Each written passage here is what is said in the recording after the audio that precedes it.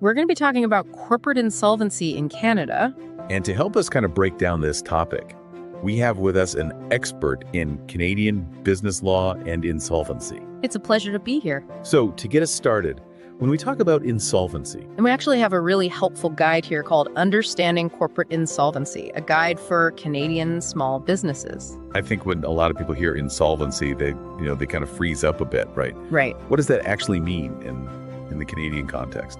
So, insolvency, in the simplest terms, is when a company cannot pay its debts when they're due, or its liabilities outweigh its assets, but there's a nuance there. Okay, yeah, let's dig into that nuance, because I think often people hear insolvency and they think, oh, like cash flow problems. Right. Are those the same thing? It's a very important distinction. Think about a company that has a cash flow problem. They may be temporarily short of cash. Maybe a major client hasn't paid. Maybe they've had some unexpected expenses. That's a cash flow problem, right? And that's often solvable with some short-term solutions. Insolvency, however, is more of a structural issue. It's where the business model itself is unsustainable. So it's almost like, one is a short-term kind of blip on the radar. Right. And the other is more of a systemic issue. And understanding that difference is crucial for a business owner, because that dictates how you're going to approach the problem. Absolutely.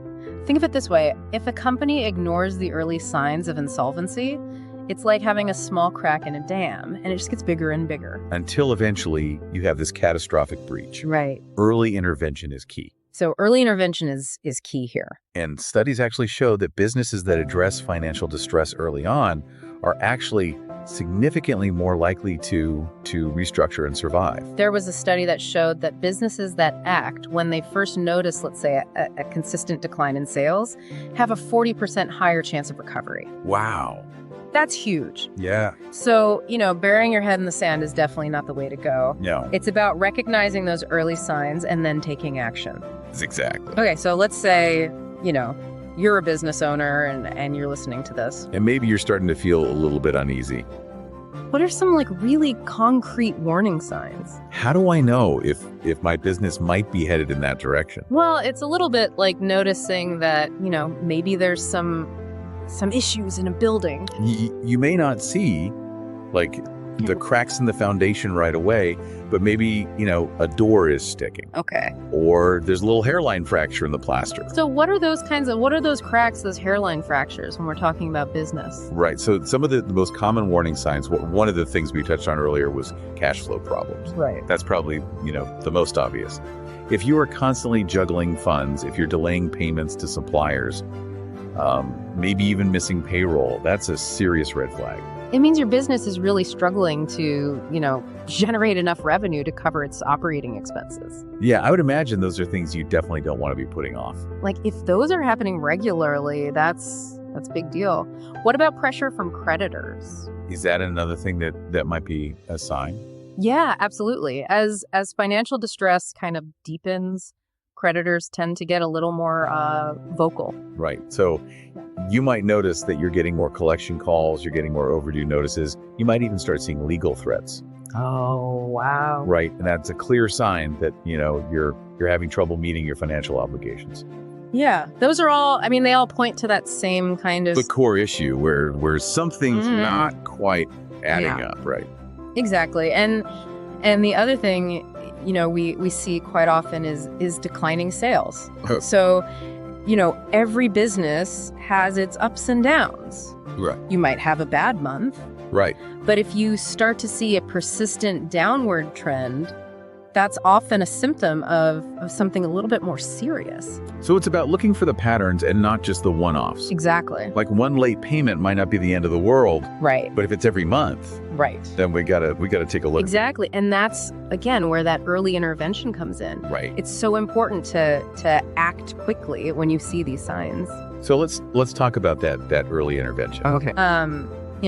We were talking about this guide we have. Yeah. And it mentions seeking professional guidance. Right. So is that kind of the next step? It really is.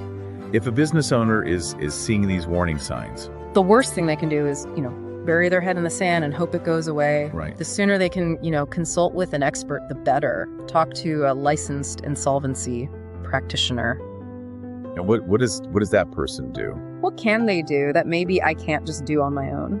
Well, they bring that specialized knowledge, that experience, that objectivity to a situation that, quite frankly, for a business owner can be incredibly overwhelming.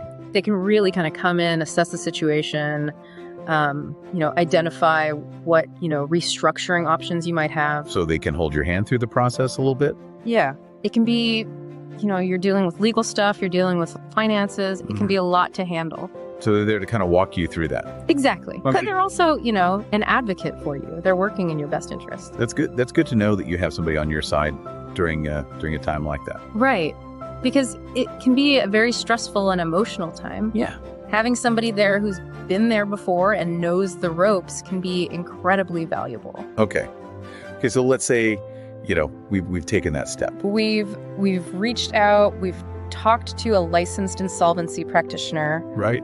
What are some of the things that might happen? What are some of the paths we might go down? So there are, a few common pathways, and again, it depends on your specific circumstances. Right. But one option is restructuring. Okay. And restructuring is essentially about reorganizing the business's finances, its operations. To become profitable again. So hitting the reset button in a way. In a way, yeah. It's about taking a step back, taking a hard look at things and figuring out what needs to change. To make this business viable over the long term. So that could be, renegotiating debts with creditors, maybe streamlining operations, potentially even selling off some assets that aren't really core to the business. You mentioned renegotiating debts.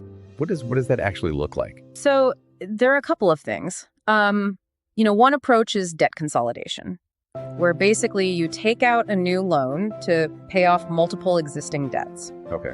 And often you can get a lower interest rate. So that can help free up some cash flow. Simplify your payments.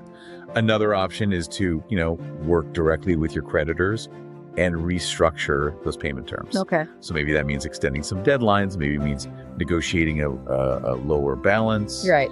So really trying to find a solution that works for everyone. And what if restructuring isn't an option? What if things are a little bit too far gone for that? Yeah, in those situations, you might need to look at formal insolvency proceedings. Okay. And these are legal processes. They're overseen by the courts, and they provide kind of a structured framework for dealing with, that overwhelming debt. So this is getting a little more serious.